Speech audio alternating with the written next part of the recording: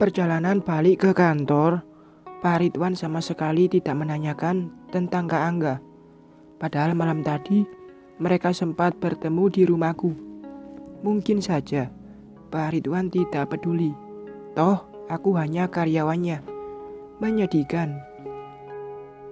Terima kasih boneka dan kotak musiknya, Pak, ucapku sebelum membuka pintu mobil. Ya, jawabnya singkat, padat dan tepat. Lalu aku keluar mobil. Boneka dan kotak musik ku bawa ke lantai 2, tepatnya dekat kursi kerjaku.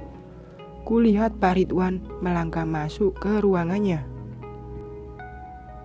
Wiu, kamu dibeliin boneka sama Pak Bos. Silvi langsung bangkit dari kursinya, lalu mendekat. Bukan, ini karena tak jadi ke pesta ulang tahun. Jadi daripada dibuang, mending buat keponakanku, jawabku, sambil menyalakan komputer. Oh, kirain ada adegan drakor. Ada, apaan? Ciuman. Mata Silvi membulat. Kepo badainya mendadak berkibar. Mikir.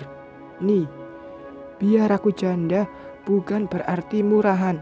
Seperti gak kenal aku aja, jawabku sewot. Bukan gitu, kan cuma ciuman doang. Lalu Silvi balik ke kursi kerjanya. Aku hanya tersenyum kecil menanggapi mulut Silvi ngoceh. Oh iya, Kak Yuda nanyain tuh, kayaknya bakalan ada JLBK deh, goda Silvi.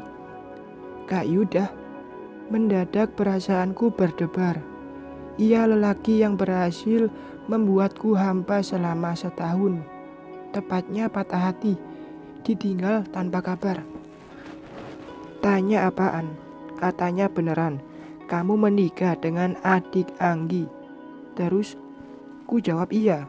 Terus, tak sabaran ingin tahu. Terus ku ceritakan kalau cewek cantik salah satu idola kampus sudah diceraikan hanya dalam waktu sebulan pernikahan. Terus Silvi menarik napas dalam. Terus aku masih menunggu kelanjutan cerita Silvi. Terus aku pulang, jawab Silvi nyengir kuda. Itu mah gak perlu diceritain, gak penting. Kesal, padahal aku sudah semangat mendengar. Hehehe, kelihatan masih sayang. Lagi-lagi Silvi menggodaku. Apaan sih? Malu. Mungkin mukaku sekarang terlihat merah. Silvi benar, rasa itu masih ada. Hanya kadarnya yang berkurang. Sudah jam 5 lewat. Waktunya pulang. Ku matikan laptop, lalu mengambil kotak musik dan memasukkan ke tas. Setelah itu, ku bawa 2 boneka. Mia pasti senang. Dinda, Pak Ridwan muncul dari pintu ruangannya. Ya Pak, jawabku. Tolong kirim email RAB proyek baru itu ke emailku. Aku juga mau kirim sekarang, jawab Pak Ridwan. Ya Pak, jawabku. Lembur lagi deh. Silvi, aku minta emailkan laporan keuangan bulan ini. Pak Ridwan melihat ke Silvi. Ya Pak, jawab Silvi. Lalu Pak Ridwan masuk lagi ke ruangannya. Yah, lembur, keluh Silvi sebelum aku. Senasib. Ku letakkan 2 boneka dan tasku. Niat ingin pulang terhenti dulu karena tugas dadakan. Ku nyalakan komputer dan mengirim laporan by email ke Pak Ridwan. Aku harus profesional. Aku dan Silvi sibuk menyelesaikan pekerjaan. Hanya suara ketikan keyboard komputer yang terdengar.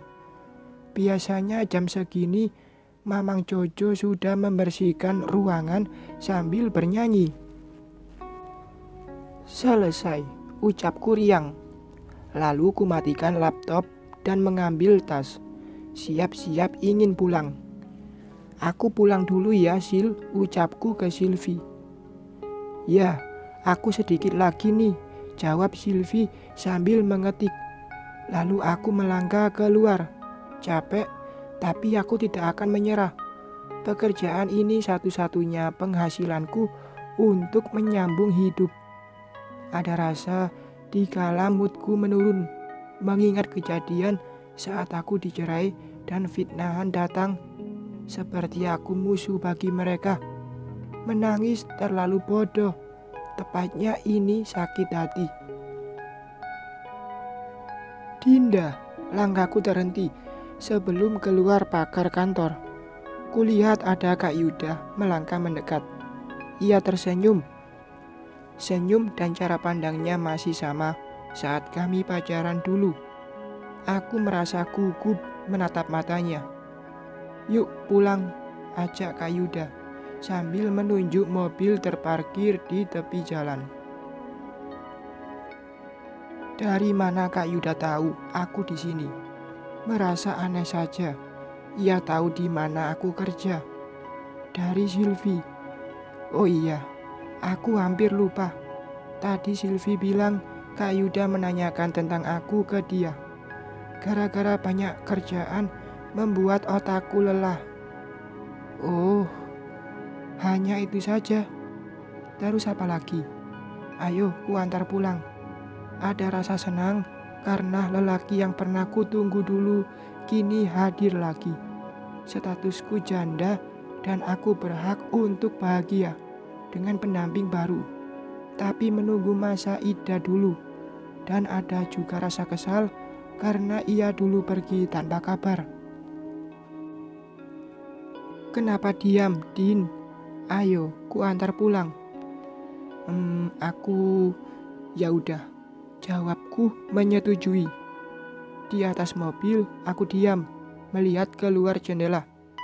Rasanya aneh. Rasa ini kembali hadir walau tak utuh. Aku nyaman bersama Kak Yuda, dewasa dan mengerti aku. Jika aku bandingkan dengan Kak Angga, mereka sangat bertolak belakang. Aku sudah dengar dari Silvi, ucap Kak Yuda, meskipun matanya menatap ke depan. Dengar apa? Tanyaku, melihatnya sesaat. Lapar, kita makan dulu. Pertanyaanku tidak dijawab. Tanpa minta persetujuanku, Kak Yuda membelokkan mobilnya di sebuah taman. Aku sangat tahu tempat ini. Taman yang banyak berjajaran pedagang kaki lima di pinggirnya.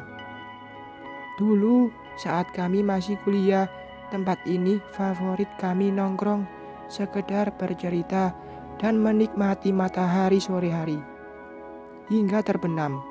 Kini aku merasa kembali seperti dulu. Ayo, kita makan bakso di sana, ucap Kak Yuda, menunjuk salah satu gerobak penjual bakso. Iya, jawabku pelan, lalu membuka pintu mobil. Saat melangkah menuju gerobak penjual bakso, tiba-tiba tanganku digandeng persis seperti dulu. Tidak terlihat kecanggungan dari sikap Kak Yuda. Senyum dan tatapan hangat itu terpancar dan yang pernah kurindukan. Jangan Kak, tidak enak dilihat orang, ucapku, lalu menarik tanganku agar terlepas. Kenapa Din? Bukankah kita dulu juga begini? Iya, itu dulu. Sekarang statusku janda dan dalam masa iddah, jawabku. Lebih dewasa ya sekarang. Maaf Kak, aku bingung menanggapinya. Tapi aku harus menjaga nama baik. Kak Murni juga sering mengingatkan ini.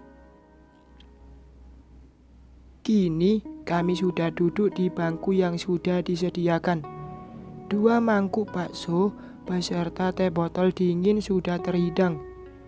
Ini tempat favorit kita dulu. Pulang kuliah sering nongkrong, sekedar melihat matahari terbenam bersama gadis yang kucintai. Kak Yuda mulai bercerita. Aku tahu, ia ingin mengingatkanku tentang tempat ini. Dulu, jawabku. Dulu dan untuk selanjutnya, jawab Kak Yuda yang membuatku menatapnya. Selanjutnya, iya, maaf aku pergi tanpa kabar. Aku belum dapat pekerjaan hingga tak berani menemuimu. Tapi percayalah, kehadiranku sekarang ingin mengajakmu menjalani sisa hidup. Ya Tuhan, kata-kata itu dulu sangat kutunggu. Kenapa tidak dari dulu? Aku terdiam menatapnya. Lidahku kaku menanggapi. Saat aku tahu kamu sudah menikah dengan adik Anggi, itu pertama kali kecewa dan penyesalan besar kurasakan. Tapi aku sadar, aku salah. Aku belum cukup kuat meminangmu. Penjelasan yang penting gak? Ucapku parau. Mendadak mata ini berkaca. Maaf Din, tolong maafkan aku. Bisakah kita seperti dulu, tapi dalam bentuk ikatan halal? Ya Allah, rasanya ingin menangis di pelukannya. Tapi aku sadar dengan statusku sekarang. Aku harus sabar. Tiba-tiba ponselku berdering. Mata yang saling beradu pandang mendadak buyar. Ku keluarkan ponsel dari tas. Ternyata ada WA dari Pak Ridwan. Lalu ku baca. Dinda, sudah makan. Ku baca berulang kali pesan WA itu. Benar, ini WA dari Pak Ridwan. Apa ini tidak salah kirim? Tapi namaku jelas ditulis. Apa aku tidak salah baca? Atau apakah Pak Ridwan tidak salah kirim? Tapi namaku jelas tertulis. Tumben nanya aku sudah makan atau belum. Apakah ini mimpi? Jangan GR dulu Din. Bisa jadi karena tidak enak sering menyuruhmu lembur batinku. Tidak mau salah duga. Lagian aku juga lelah mencoba menarik perhatian Pak Ridwan. Ini bukan diriku yang sebenarnya. Ini semacam tantangan saja karena efek diceraikan. Aku merasa tertantang dan ingin membalas mantan suamiku. Dari siapa? Tanya Kak Yuda, karena aku terpana melihat layar ponsel. Oh, dari bos di kantor, jawabku, lalu memasukkan ponsel ke dalam tas. Pesan Pak Ridwan tidak kubalas. Sibuk. Lumayan Kak. Jadi gimana? Diam sejenak. Aku tidak bisa memutuskan cepat. Perceraian membuatku harus berpikir lagi tentang membangun rumah tangga. Aku harus memikirkan ini matang-matang. Takut salah pilih suami lagi. Jadi, Kak Yuda belum pernah menikah. Rasa ingin tahu selama ini tak pernah ku dengar lagi kabarnya. Hampir ingin menikah saat tahu kamu sudah menikah. Tapi aku batalkan karena ia hanya sebagai pelampiasan kekecewaanku. Rumah tangga bukan ajang menutupi sesuatu karena kecewa, tapi menyatukan dua insan dan beribadah karena Allah. Dan wanita pilihanku masih sama, yaitu kamu Din, jawab Kak Yuda. Ya Allah, menyentuh sekali. Aku tidak salah mencintai Kak Yuda dulunya. Tapi sekarang rasa ini sudah berkurang. Aku butuh kemantapan hati. Oke, aku mengerti. Kutunggu jawabanmu. Lagian juga masih masa idah, jawab Kak Yuda di sela senyum. Banyak hal yang kami bicarakan, kenangan saat kuliah dulu, hingga angan-angan Kak Yuda ke depannya jika kami menikah, punya anak dan hidup bahagia. Itu pernah kami bahas dulu, tepatnya saat masih pacaran. Mobil dilaju mengantarkanku pulang. Ada sedikit kekakuan di antara kami. Mungkin sudah lama tak berjumpa, namun Kak Yuda masih terlihat sama. Masih menatapku dengan kehangatan cinta. Istirahatlah, Aku langsung balik, ucap Kak Yuda. Setelah mobilnya mengantarkanku di depan rumah. Iya kak, terima kasih, jawabku. Lalu membuka pintu mobil. Din, panggil Kak Yuda.